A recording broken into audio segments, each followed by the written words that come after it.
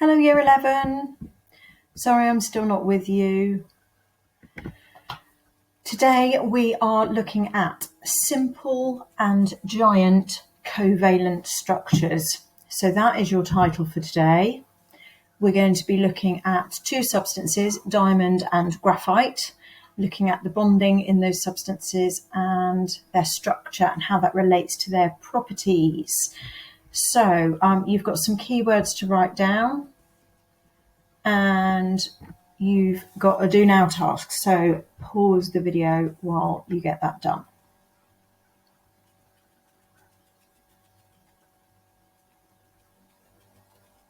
Okay, I'm going to go through the answers to the do now task now. So it's the atomic number on the periodic table that tells us the number of protons. So carbon atoms have 6 protons in their nucleus. Hopefully you remembered that the number of electrons is always the same as the number of protons in an atom. So carbon also has 6 electrons. And to work out the number of neutrons in an atom, we do the big number, the massive number, take away the atomic number. So 12 minus 6 is 6. So you should have got 6, 6 and 6 for your answers to that one. I am not going to go through the keywords now. We'll go through the new ones as they come up during the lesson. Okay. Right, so we are going to be looking at the differences between simple and giant covalent substances today. So these diagrams are examples of two giant covalent substances. The one on the left is diamond, this one, and the one on the right is known as graphite. So first of all, we're going to recap simple covalent structures, which we've actually covered when we did covalent bonding, and then we will go on to looking at the differences between simple and giant and looking at the properties of diamond and graphite, which are these two examples.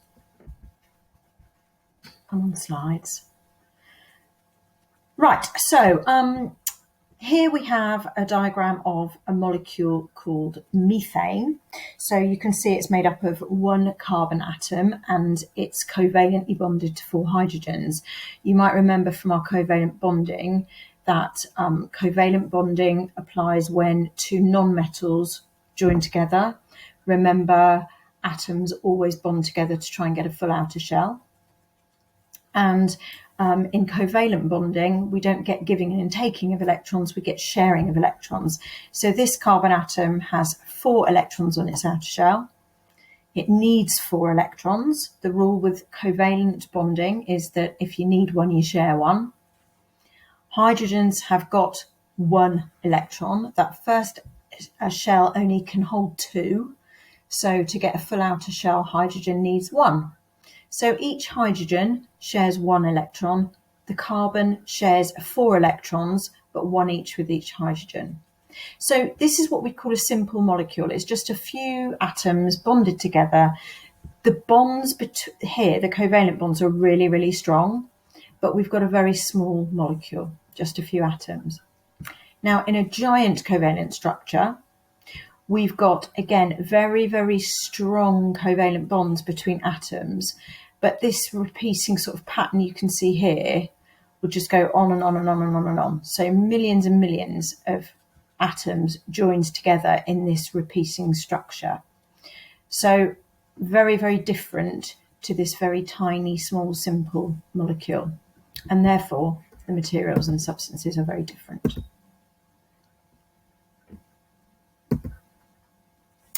So a reminder of some of the properties of simple covalent substances. I want you to have a look at the information in the table. This is just a very quick task for you to do. So MP and BP, that's melting point and boiling point. Do they conduct electricity? Are they brittle or not? NA means not applicable. So have a look at this information and just think through the questions at the bottom of the table. The video can be paused while you do that. Just jot your thoughts down.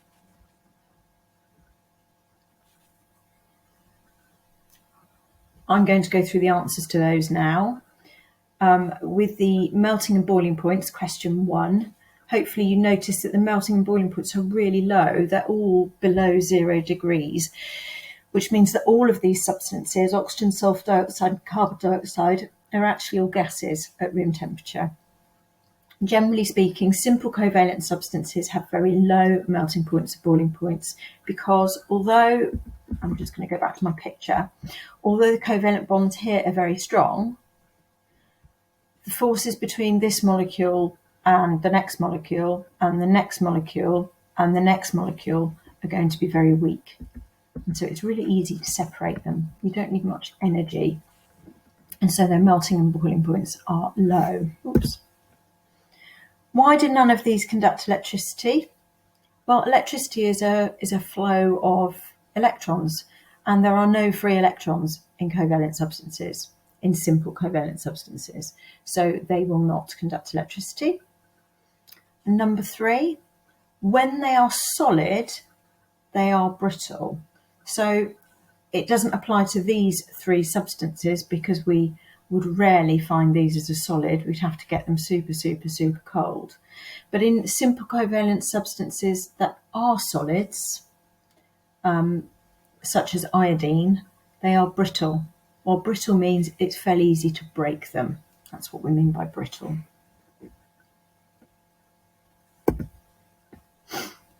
So this diagram represents what I was just explaining, actually. Low melting and boiling points of simple covalent molecules are due to the fact that even though this could be, say, a water molecule, perhaps oxygen and 2 hydrogens, even though the bonds here within the molecule are actually super, super strong, it'd be really hard to break that molecule. When we melt or boil something, we're not breaking the molecules. What we're doing is separating the molecules from each other. And these sort of invisible forces of attraction between each of the molecules and all of the other molecules around it are really, really weak. So we call those intermolecular forces. That's a term you'll come across again and again. But if you can't remember that, weak bonds or weak forces of attraction is another good way to explain that. So strong covalent bonds within the molecules, but weak forces between the molecules, hence low melting and boiling points. So giant covalent structures then are these substances that are still made of covalent bonds, but we've got millions and millions and millions and millions of atoms all joined together. So sand is an example of a giant covalent structure. Diamonds are another one. And the stuff we use in pencil leads, which actually isn't lead at all, it's graphite. So these are examples of giant covalent structures.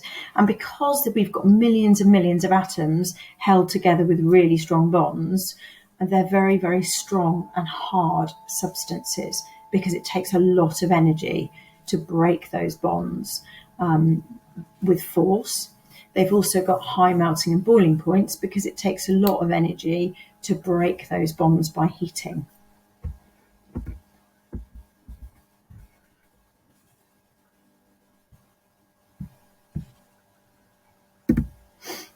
Okay, so giant covalent structures, enormous networks of atoms. Okay, so now I need to introduce one of the key words, allotropes. What do we mean by allotropes? Well, most elements can only be found as one substance. So silver elements are found as silver, gold elements of atoms are found as gold. But there are a very few substances, and carbon is one of them, that can actually be found as different substances, even though they're still pure carbon. So diamond and graphite are actually both pure carbon. They're not compounds, they're made from the element carbon. But because the carbon atoms are bonded together differently, the two materials are very different. So when we can get 2 versions or 2 or more versions of the same element, so 2 or more substances that are just made of the same element, we call that an allotrope. Okay, so an allotrope is two or more substances. Sorry, an allotrope is a version of a substance made from a particular element. So different forms of the same element are called allotropes. That would be a great definition to get written down. And they have different properties because the atoms are bonded differently. You don't need to write all that at this point, but this definition of allotropes, I'd like you to write down, please. Different forms of the same element are called allotropes. I'm going to move on now, but the video could be paused while you get that written down if you haven't finished.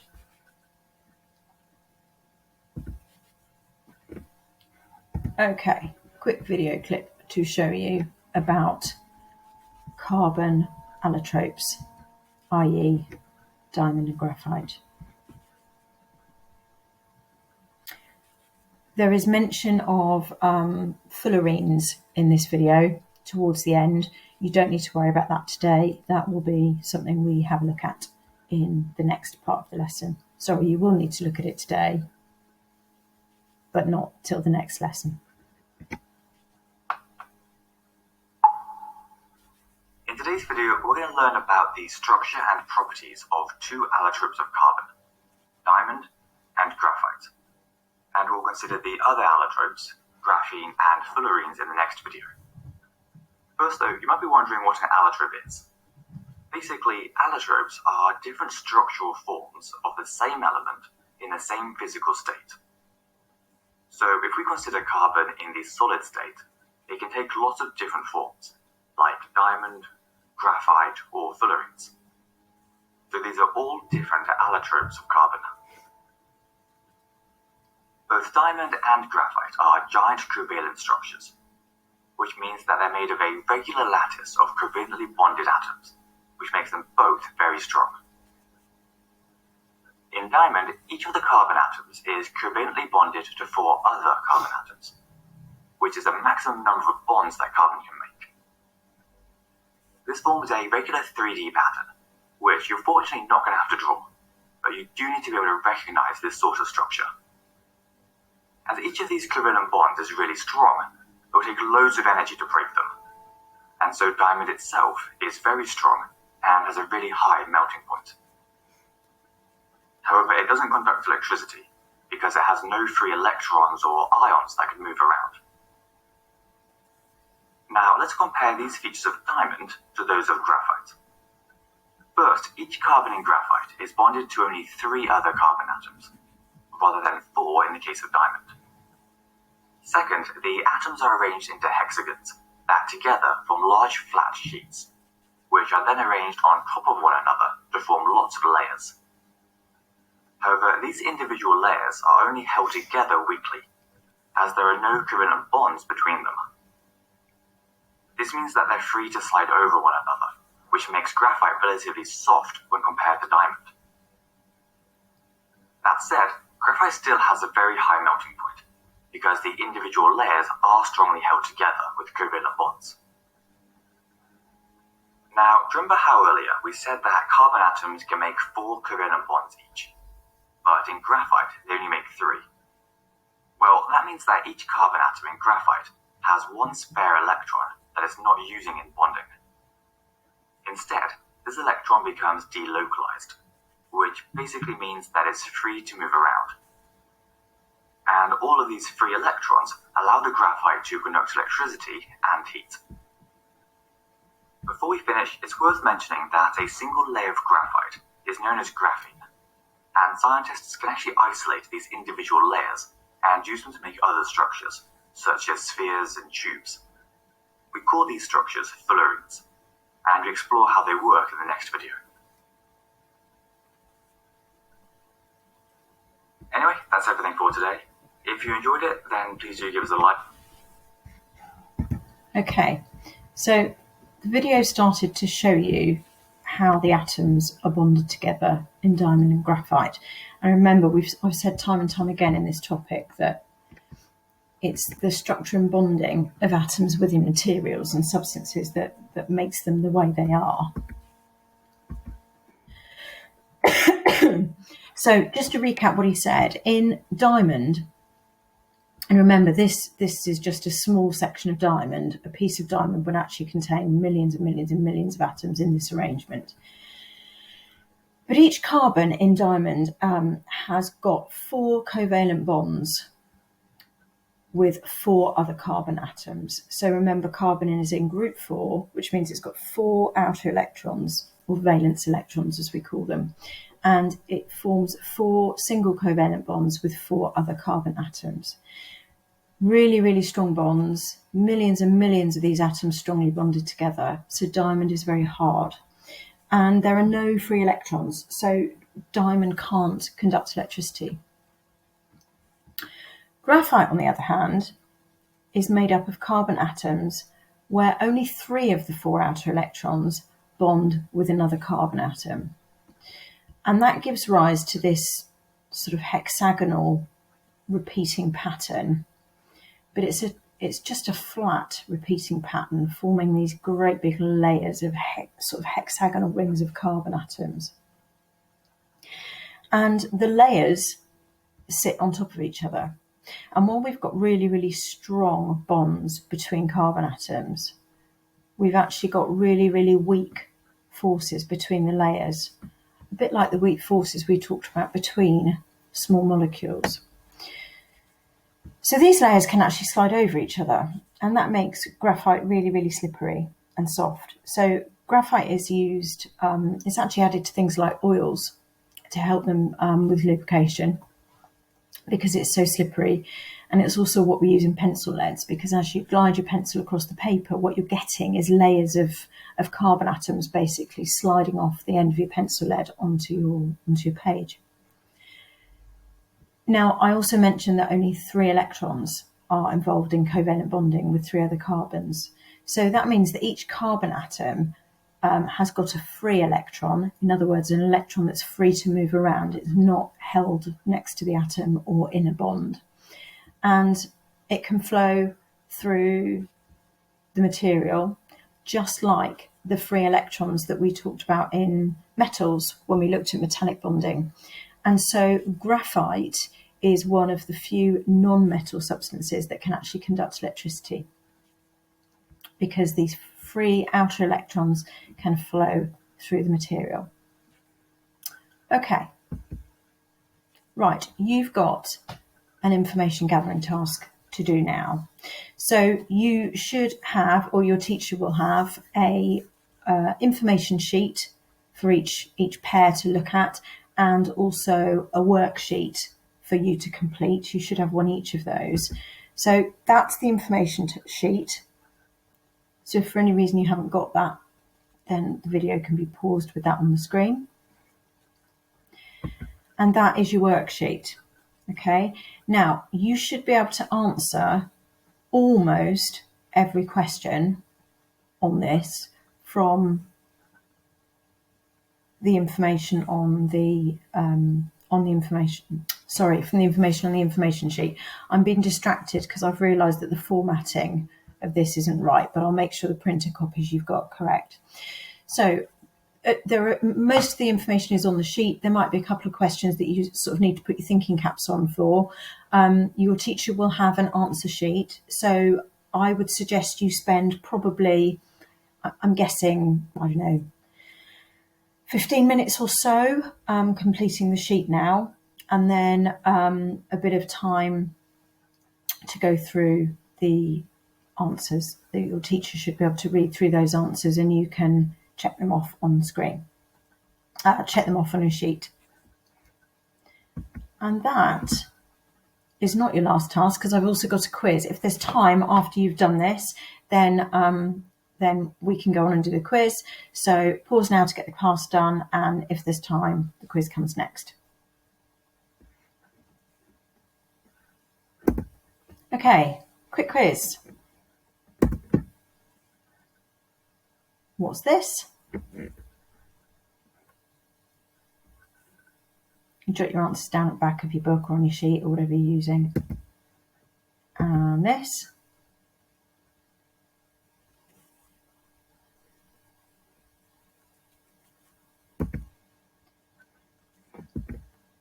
That's not helpful, is it? I'm going to pause the video while I correct that. Right, sorry about that. I've removed the answers now. So, first question, what kind of bonds are there between atoms in diamond and graphite? I'm going to move through the questions quite quickly, so the teacher might want to pause these as you get your answers down.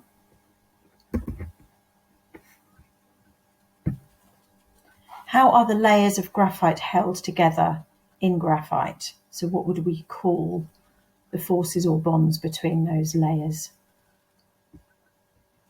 And next question. How is graphite able to conduct electricity? What does it have that allows it to do that? Next question. What is the arrangement of atoms in diamond called? So there's a name for the shape. And next question. How many carbon atoms are each carbon bonded to in diamond? How many carbon atoms are each carbon bonded to in diamond? Moving on. What is an allotrope?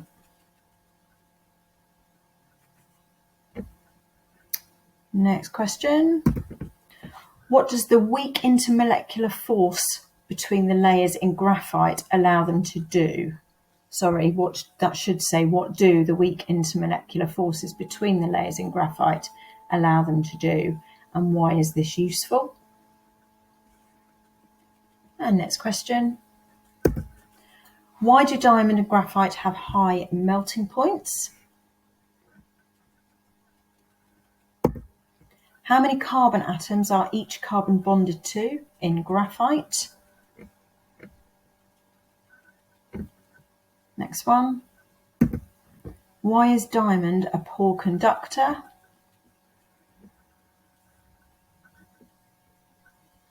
Next question. What are the two main uses of diamond?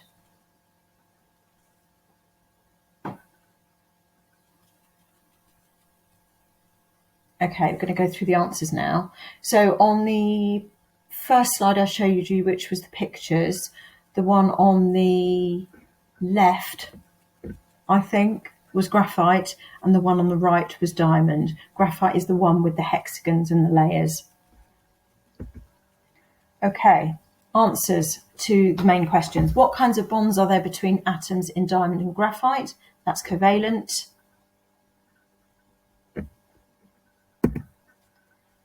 The layers are held together by weak intermolecular forces.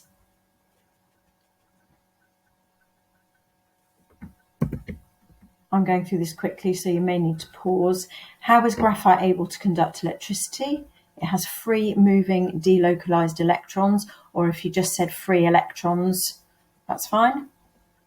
Next one. The arrangement of atoms is called tetrahedral. That's the name of that shape that we get. In diamond, each carbon is bonded to 4 other atoms. Next question. Allotrope is a different form of the same element. Next question. So in graphite, the weak forces between layers allow the layers to slide over one another, and that's useful in pencils or lubrication such as motor oil, engine oil.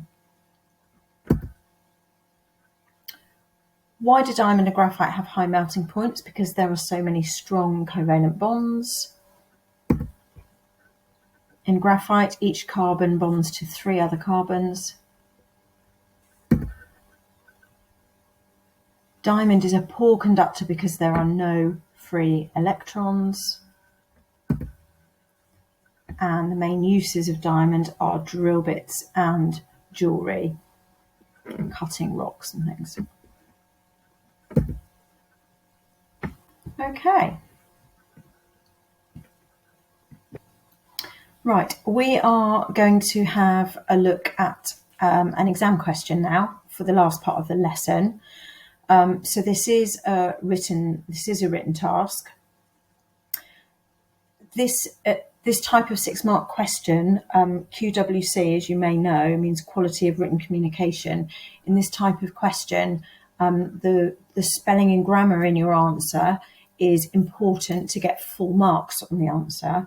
But actually, even if you struggle a bit with your spelling and grammar, if you write some really good points in your answer, you can still get 4 marks. And 4 marks out of 6 on one of these questions is amazing on exam paper.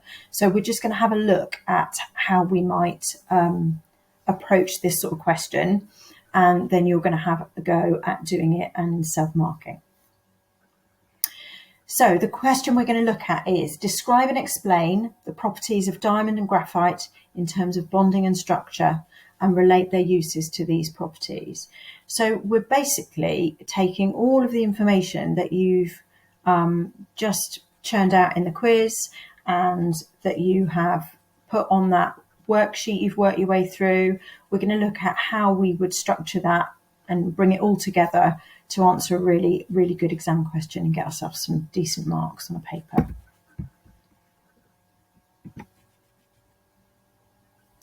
So, the first thing I want you to do is plan how you would answer that question, okay? So you've got the information on your worksheets to help you.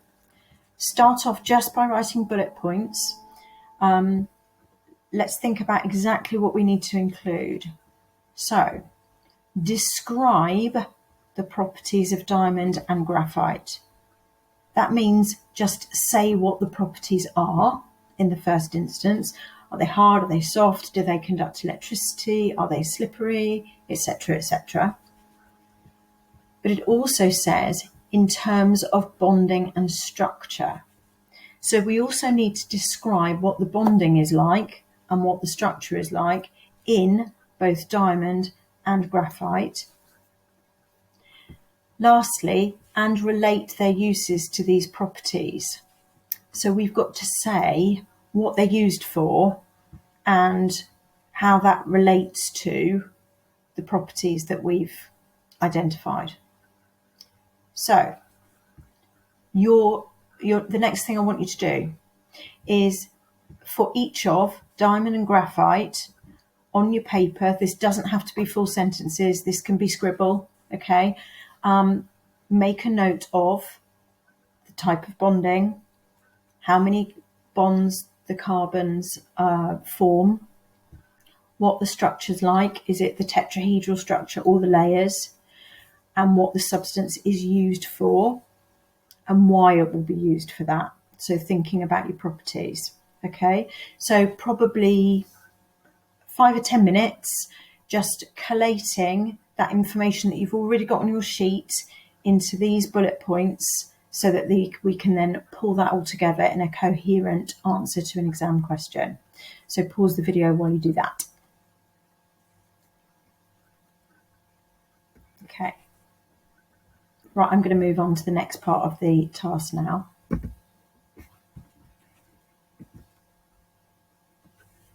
Okay, so now let's think about how we could actually put that information that you've just pulled together into structured paragraphs that are going to help us answer that question and hopefully get our 6 marks.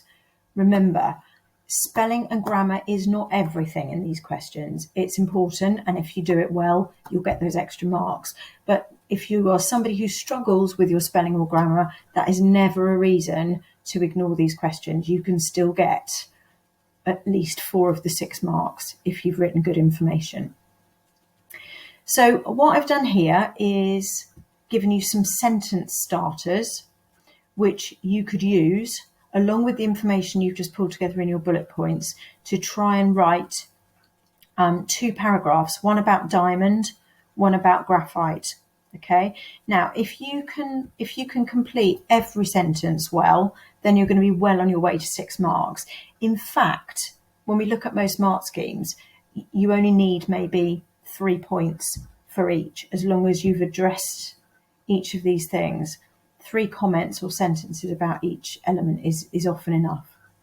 Anyway, your job now is to use these sentence starters if you want to, or you can use your own if you prefer, and pull that information you've just collated into bullet points, put it all together into 2 short paragraphs. This will probably take you between 10 and 20 minutes, depending on how quick your writing is. So the video needs to be paused now while you do that. Then we're going to look at the mark scheme. Okay, so I'm going to move on to the mark scheme now. These are the things that we need to have said, okay? So for bonding, for diamond, you should have said something about covalent bonds and the carbons being joined to 4 others. In fact, I'm not going to read through this. You can read it to yourself, or perhaps the teacher can read it to you at a pace that allows you to sort of check and look up at the screen and just check and amend your answers. I would say that if you've given a good amount of information for each of these points, so 1 mark if you've included some of this, 1 mark if you've used the giant covalent phrase, 1 mark if you've talked about properties, and then the same for graphite. 1 mark, 1 mark, 1 mark. I know it's not the same as me marking it, but you can give yourself a good idea of what you've done. If you know your spelling and grammar is awful, then you would probably award yourself a maximum of 4 marks. But I haven't seen anybody in the class use awful spelling or grammar. So some of you should definitely deserve 5 to 6 marks on this.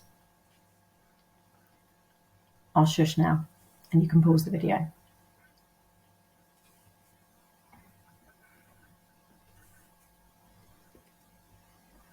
Okay, that is an example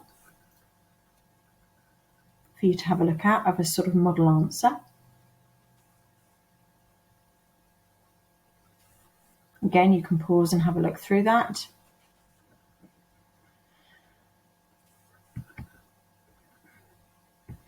And that is the last thing we're doing today. So if you have finished and it isn't yet the end of the double lesson, then can I suggest you take some time to just go back over the notes that you've made. You can maybe highlight some key points.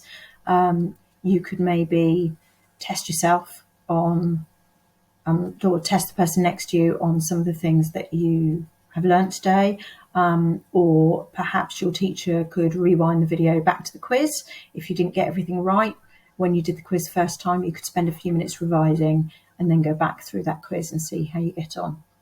Okay, that's all for today.